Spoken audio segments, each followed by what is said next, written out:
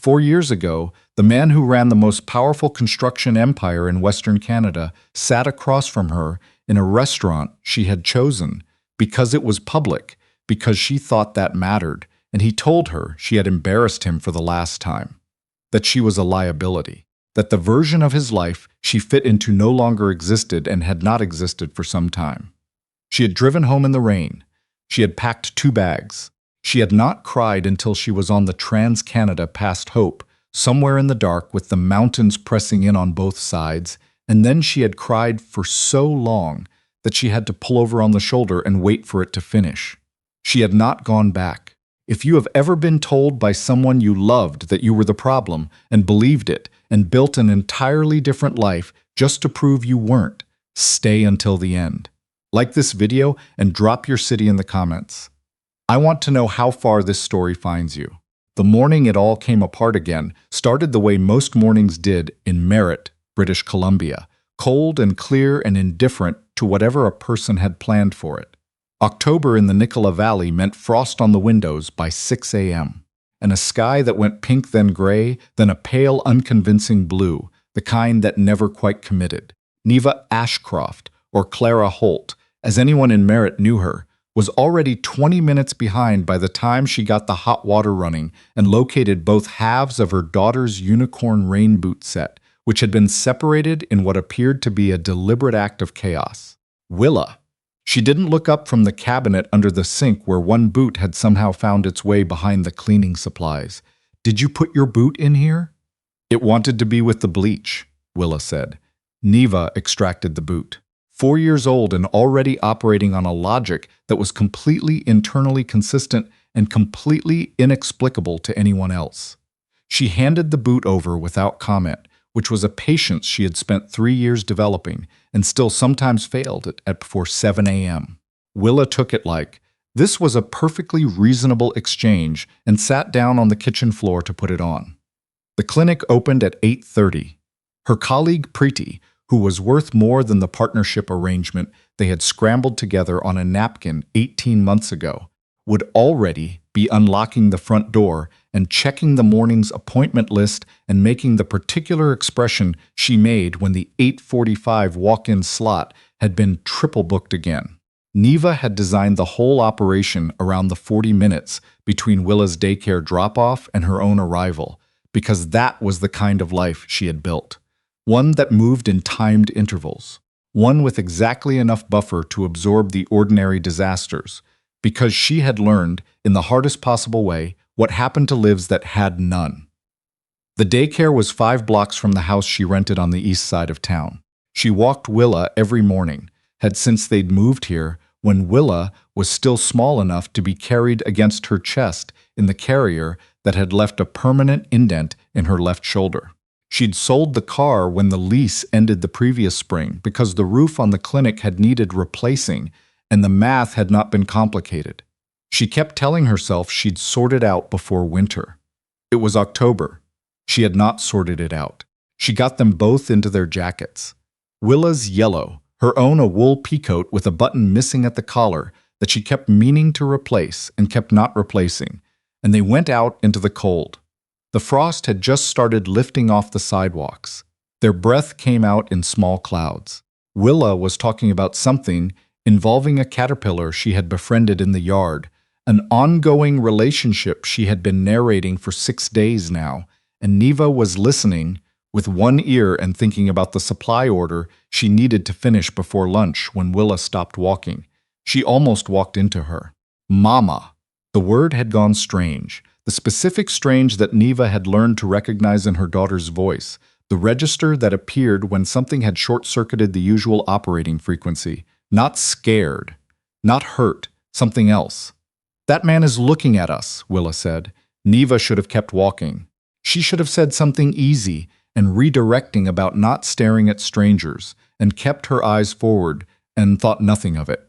4 years of deliberate, practiced, willed, ordinary life had given her the tools to do exactly that. Instead, something happened in her chest.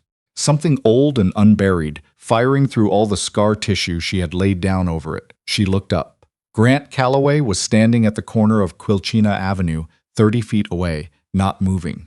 The street did not slow down.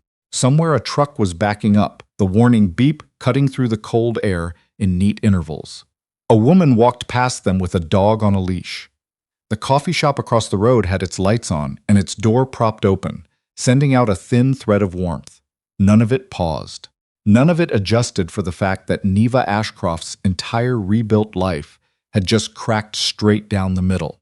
He was in a dark jacket, no hat, and the October wind was doing something to his hair that he had not noticed or did not care about, because he was not looking at the sky or the street or the coffee shop or anything else. He was looking at Willa. He was taller than she'd let herself remember, or maybe memory had done the merciful thing and made him smaller over 4 years, because standing there on a sidewalk in a town he had absolutely no reason to be in, he looked exactly like the version of him she had spent 47 months trying to forget. Broader at the shoulders, a new sharpness around the jaw that hadn't been there before, or maybe had been, and she'd been too close to it to see. But the eyes were the same. That particular gray, the color of river water in January, the kind that took everything in and gave nothing back. He was looking at Willa's face, and Willa's face, in the cold morning light, with her dark hair and her gray eyes, and the particular set of her chin when she was deciding whether something was interesting enough to pursue, looked back at him like a mirror. He knew. One look and he knew, and Neva understood, standing on that sidewalk in a coat with a missing button, that the life she had built in this quiet town had just run out of time. She did not run. She had made a decision, sometime in the dark of the previous night, before she'd known this morning would happen, before any of this, that she was done running. 4 years ago she had run because she was 28 and devastated, and had believed him when he said she was the problem. She was 32 now. She had built a medical practice from 2 borrowed rooms and a second-hand filing system. She had raised a child through croup and night terrors and the complicated grief of not having a father without lying about what that meant. She had gotten very good in the intervening years at not running from things that were hard. So she held Willa's hand and she walked toward him. She felt her daughter's fingers tighten in hers. Willa was watching him with the careful, assessing look she turned on anything new. Not frightened, just measuring. "Neva," he said, when she was close enough. "Clara," she said. "Here." He looked at her. Something moved in his face that she chose not to name. "I know about the name. I'm not here to," he stopped.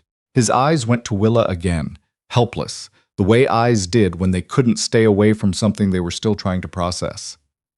"Daycare," Neva said, because that was the thing in front of her. "I'm taking her to daycare, and then I'm going to work. If you want to talk, there's a coffee shop on Vote Street. I'll be there at 5 o'clock. She felt rather than saw the surprise on his face. She was not looking at him anymore. She was looking at the sidewalk ahead and her daughter's yellow boot and the ordinary distance between here and the next block. 5 o'clock, he said. Yes. She kept walking. Willa looked up at her after half a block. "Who was that man?" "Someone I used to know. He has the same eyes as me," Willa said. Matter of fact, the way she said everything, like she was simply cataloging the world as it appeared to her. "He does," Neva said. Willa considered this with the serious, unhurried attention she brought to things she was filing away for later. Then she said, "My caterpillar probably ate all the leaves by now." And the conversation moved on, the way her daughter's conversations always did, following their own internal weather system. Neva breathed. She got through the morning, which was the only thing available to her. The 8:45 slot was not triple booked. The supply order got finished. She saw 7 patients, diagnosed a sinus infection and a stress fracture, and 1 case of shingles that had been misread as a rash for 2 weeks, and she ate half a granola bar over the sink in the staff bathroom at noon and called it lunch. Preeti asked her twice if she was all right, and she said yes twice, and Preeti, who had known her for 3 years and was the kind of person who understood the shape of when not to push, let it go. At 4:45, she put on her coat. "The button's still missing," Preeti said. "I know. I could sew it back on. You don't have to do that. I know I don't have to." Preeti handed her a travel mug of tea. "Go, whatever it is, it'll be better with something warm in your hands." Neva took the mug. She thought about how she had ended up in Merritt, the overnight drive from Vancouver, the 2 garbage bags in the back seat, the specific quality of emptiness that came after crying for 3 hours on a highway shoulder, and how 4 years later she had a colleague who sewed on buttons and made tea for bad days. And she felt something complicated move through her that she didn't have time to look at carefully. She went. The coffee shop was called the Kettle House, and it was the kind of small-town place that had been there long enough to stop trying to be anything other than what it was. Wood tables, mismatched mugs, a bulletin board by the door papered in things for sale and things for trade, and a missing cat named Professor. Grant was already there. He had a black coffee in front of him, untouched. He stood up when she walked in, which was a thing she had forgotten about him. That reflex of his, the automatic standing, the way it used to feel like being seen, and now just felt like a reminder that she had once read meaning into things that were simply manners. She sat across from him without taking off her coat. "How did you find me?" she said. Not a question. She already knew it wasn't simple. "Your old roommate, Bryn." He wrapped both hands around the mug. "She didn't tell me willingly. It took me 8 months and a conversation I'm not proud of." He looked at her. "I've been in Merritt for 3 days. I didn't know how to." He stopped, started again. "I needed to see you before I figured out what I was going to say, and I think that was a mistake because now I'm sitting here and I still don't know what I'm going to say." She looked at him. "Willa is 4 years old," she said. "She was born the March after I left. You can do the arithmetic." He closed his eyes, opened them. "I know, you didn't know until 3 days ago." "No, I didn't tell you," she said, "because you told me I was a liability. You used that word, liability. Like I was a column on a spreadsheet that wasn't balancing." She kept her voice level. She had decided, somewhere during the 10 a.m. appointment, that she would say this clearly and without the wobble that lived in her chest when she thought about that night. "And I was 28, and I believed you. And then 3 weeks later, I was sitting in a clinic bathroom in Port Moody, staring at 2 lines on a test, and I thought about calling you, and I decided that my daughter was not going to grow up being a liability in her own father's life." The silence was long. "That word," he said finally. "I've thought about that word a lot in 4 years." "Good," she said. "It was wrong, what I said that night. All of it. I know it was wrong. I'm not asking you to forgive it. I'm not here to ask you for anything." He met her eyes. "I'm here because she has my eyes, and I saw her on that street, and I couldn't pretend that I hadn't, and I didn't know what the right thing to do was, but I knew that disappearing again was not it." Neva held the travel mug between her palms, feeling the warmth of it. Outside the window, the street was going that particular shade of amber that October evenings in the interior went, the light coming in low and golden off the mountains. "What do you want?" she asked. "I want to know her," he said, "if that's something you'll allow, on whatever terms you set. I'm not here to take anything from you. I'm not here to disrupt what you've built." He looked around the coffee shop, briefly, at the mismatched mugs and the bulletin board and the small, dug-in, deliberate quality of it. "I can see what you've built." She looked at her coffee. She thought about Willa on the sidewalk that morning, saying he has the same eyes as me, with the calm of a person simply noting a fact about the world. "I need time," she said. "I need to think about what I tell her, and how, and when, and I need you to understand that I am the one who decides that timeline. Not you." "Yes," he said immediately. "I need you to not show up at the clinic or at daycare or anywhere near her until I have said it's okay." "Yes. And I need you to understand that if you hurt her," she stopped, looked at him directly. "There is no version of this where I forgive that." Something moved in his face, something that looked less like guilt and more like a decision being made. "I know," he said. She stood up. She put her coat back on, the coat with the missing button, the coat she kept meaning to fix. "I'll call you," she said. "Give me your number." He pulled out his phone. She put the number in her contacts under G and nothing else. She left the Kettle House and walked back through the amber evening to pick up her daughter, and the mountains held their position above the town, indifferent and enormous, the way they always were. She told Willa on a Saturday. She'd chosen Saturday deliberately, no school, no schedule, the full day open in case it needed room. She made pancakes first, the kind with blueberries that Willa called the purple ones, because she had learned a long time ago that some conversations went better when there was food involved. Willa ate 2.5 pancakes with the focused intensity she brought to things she liked, and then she looked up. "You have a thinking face on," Willa said. "I do," Neva said. "I have something to tell you." Willa put down her fork. She did this when she decided something was going to be important, cleared the decks, turned her full attention on. She had been doing it since she could sit up. Neva had always found it slightly unnerving how good her 4-year-old was at paying attention. "You know how you asked me about your dad?" Neva said. They'd had this conversation in pieces, spread out over the last year, in the way children asked big questions in small installments. "And I told you he was a person I used to know, and that it was complicated?" "You said complicated means more than one feeling at the same time," Willa said. "It does. It still does." She looked at her daughter's face. "That man from the sidewalk, on Monday." Willa's eyes went to the window and back, processing. "The one with my eyes." A pause. The fridge hummed. Outside, a bird Neva hadn't learned the name of yet was doing something persistent in the apple tree. "Is he my dad?" Willa asked. "Yes," Neva said. "He is." Willa was quiet for a long moment. Not a confused quiet, a doing something, with it quiet. "Does he want to know me?" she said. Neva's chest did something she had been preparing for and was still not ready for. "Yes," she said. "He does. Very much." "Does he know about Professor?" Willa said. "The missing cat?" From the bulletin board. "He was there on the coffee shop. I saw it when you took me for hot chocolate that one time." "I don't think he knows about Professor," Neva said. Willa considered this. "We should tell him," she said, "because he's been missing since September, and that's a long time, and maybe he has information." "Okay," Neva said. "Okay," Willa said, and picked her fork back up. She did not expect it to be easy, and it wasn't.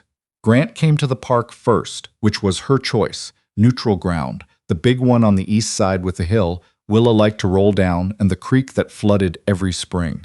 She had told Willa what to expect, that he would be nervous. That nervousness was just your body taking something seriously, that she didn't have to say anything she didn't want to say. Willa had listened to all of this and said, "Okay," and then spent the morning before he arrived making a detailed drawing of Professor the Cat in case Grant had any information. He arrived exactly on time. He was less composed than he'd been at the coffee shop, which she noticed and did not comment on. He had his hands in his jacket pockets, and his jaw had the particular set that she used to know, meant he was working very hard at not showing what was happening on the inside. Willa walked up to him with the drawing extended. "This is Professor," she said. "He's been missing since September. He's orange with a white patch on his nose. If you've seen him, you should tell the coffee shop because there's a reward." Grant looked at the drawing. He looked at Willa. His jaw did something that was not quite holding steady. "I haven't seen him," he said, "but I'll keep an eye out." "Good," Willa said. She studied him for a moment with her full, unblinking attention. "You look like me," she said. "I was just thinking the same thing," Grant said. Willa appeared to find this satisfactory. "I'm going to go down the hill now," she said. "You can come if you want." He came. Neva sat on the bench at the top of the hill and watched her daughter introduce Grant Calloway to the mechanics of the hill, the best line down, the patch near the bottom, where the grass was too long and slowed you down, the technique of tucking your arms that produced maximum speed. She watched him crouch to her level to listen. She watched him try the hill himself and land badly at the bottom, and get up with grass on his jacket, and Willa's response was to look at him with an expression of professional disappointment and say, "I'll show you again." Something moved through Neva's chest, something she did not have language for that was not forgiveness and was not trust and was not okay and also was not nothing. Her sister showed up 3 weeks later. Daphne had always had the particular talent of timing her arrivals to land at the worst possible moment, and walking into the clinic on a Thursday afternoon when Neva was between a difficult conversation with a patient and an overdue call to the lab was consistent with a lifetime of evidence. She was wearing a coat that had probably cost more than Neva's monthly rent, and she had her sunglasses up on her head the way she always did, indoors, as if the sun might reappear at any moment, and she wanted to be ready. "You didn't tell me," Daphne said without preamble. "Tell you what?" Neva said. Don't. Her sister's voice had an edge to it. I've known Grant since you started dating him. We were at his company retreat in Whistler 3 weeks ago, and he was half there the whole time, and eventually he told Marcus why, and Marcus told me. She sat down in the plastic chair across from Neva's desk, the chair meant for patients, and crossed her legs. You have a daughter, and you didn't tell me. You were the one who told me to stop embarrassing him, Neva said. The words came out flat and accurate. At the restaurant 2 weeks before everything fell apart. You said, and I'm going to get this exact because I've had 4 years to think about it, you said that I needed to decide if I was the kind of person who fit into his world or the kind of person who was always going to make it smaller. Daphne went still. So I decided, Neva said. I decided I was neither one, and I left. And you didn't hear from me because that conversation was the last thing you said to me before the worst night of my life, and I needed to not have you in it for a while. The clinic was quiet. Down the hall, Pretty's voice said something muffled, and a patient laughed. I didn't know he was going to. Daphne stopped. I didn't mean it the way it landed. I know you didn't mean it the way it landed, Neva said. You never do. She looked at her sister, the coat and the sunglasses and the careful hair, and the way she sat in every room like she was assessing its load-bearing capacity. She had spent 4 years being angry at Daphne in the abstract, in the way you were angry at people you were trying not to think about. Sitting across from her in a plastic clinic chair, she mostly felt tired. Her name is Willa, she said. She's 4 years old. She is extremely good at hills, and she is currently trying to solve a missing cat situation in this neighborhood that she has taken very personally. Daphne's expression shifted. Just slightly. Just enough. Can I? She stopped. Tried again. Is there a way I could meet her? Sometime. If you wanted, I'll think about it, Neva said. That's not no, Daphne said. It's not no, Neva agreed. Daphne stood up. She smoothed her coat, which did not need smoothing. She put her sunglasses back in her bag and then took them out again and then put them back in. You look good, she said finally. You look like yourself. More than... She stopped. More than before, I think. More than before, Neva said yes. Daphne left. Neva sat in the office for a moment after the door closed, with the low hum of the clinic around her and the October light coming through the window at the particular angle that turned the linoleum gold for about 40 minutes every afternoon. Then she went back to work. Grant was not easy, and she had not expected him to be. He showed up when he said he would, and he did not show up when she said it wasn't time, and he made mistakes that were not large but were real. The instinct to arrange things without asking, the way he sometimes came to a decision before the conversation that was supposed to lead to it was finished. The moments when the weight of what he had missed settled visibly on him, and she had to decide whether to name it or let it sit. She named it. Usually, he answered. Usually. Willa adapted with the terrifying flexibility of small children who were given enough honesty. She had questions on her own schedule, some of them easy, some of them not. She asked why he hadn't been there when she was a baby. Grant answered this one without flinching and without hedging and without redirecting it toward Neva, which she noticed. He said that he and Willa's mum had made some mistakes, and that his mistakes had been bigger, and that he was sorry he hadn't been there, and that he was here now. For always? Willa asked. For as long as you want me to be, Grant said. Willa appeared to run this through whatever internal machinery she used to assess the structural integrity of a thing. Then she said, okay, and went back to the drawing she'd been working on, which appeared to be a new wanted poster for Professor, updated with additional identifying information she'd gathered from a neighbor. Professor was found in November, living under the porch of a house 2 streets over. The owners of that house had been feeding him since September and had not seen the bulletin board, which Willa accepted as a reasonable explanation if an insufficient one. She drew Professor a welcome home card, a small orange cat with a white nose surrounded by what she described as happy weather, and delivered it to the coffee shop with the gravity of someone completing an important piece of official business. Grant came with them. After, they walked the long way back along the creek trail, because Willa had decided Grant needed to see it before the snow came and covered all the good rocks. She was ahead of them, always ahead, moving through the trail with the specific confidence of a child who had memorized it and owned it, explaining the rock situation to Grant in extensive detail. Neva walked beside him. The cold was the clean kind, the kind the interior did in early winter before the real cold arrived. The creek was low and clear, running over the rocks Willa was cataloging from a distance. She told me last week, Grant said, that I needed to practice falling before we tried the hill again. She gave me a whole plan. She gave you a plan. There were stages.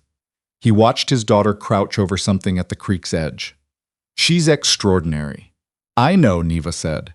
They were quiet for a moment. Their breath came out in small clouds, separate and then overlapping in the cold air. I keep doing the math, he said. The years don't, she said. I know. I'm trying not to. The math doesn't change anything that's here, she said. It just takes you somewhere that isn't here. And here is the only place that's any use. He looked at her. She didn't return it. She was watching Willa, who had found something at the edge of the water and was holding it up in the way she held things she intended to bring home, regardless of anyone's opinion on the matter. Mama! Willa's voice came back through the cold air, clear and matter-of-fact. It's a really good one. Bring it here, Neva called back. Willa splashed one boot in the shallows, and Neva opened her mouth to say something about that, and decided not to, because the boot was already wet, and Willa was already running back up the bank, and the thing in her hand was a piece of river-smoothed quartz, pale and translucent, the color of first ice. She held it up between them. It's like glass, she said, but it's a rock quartz, Grant said.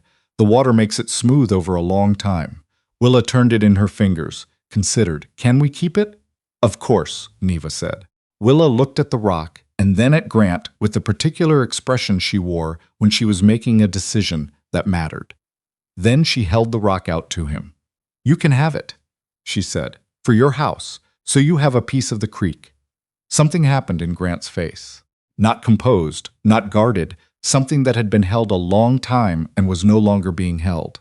Thank you, he said. Willa considered the exchange complete. She turned and headed back up the trail, already talking about something else, a theory about where Professor had actually been between September and November that involved a tunnel system she was not yet prepared to rule out. Neva watched her go.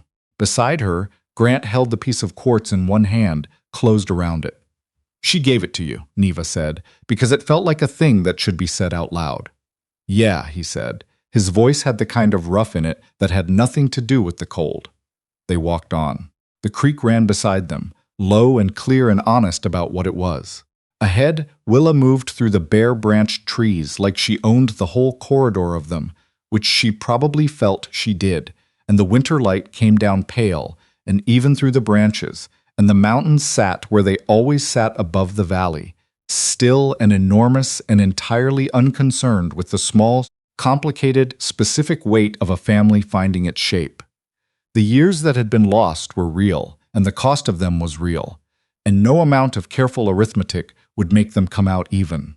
But Willa's voice was moving ahead of them through the cold air, and the creek kept its low, clear rhythm, and the quartz in Grant's hand had been smoothed by years of water into something that caught the light. They kept walking.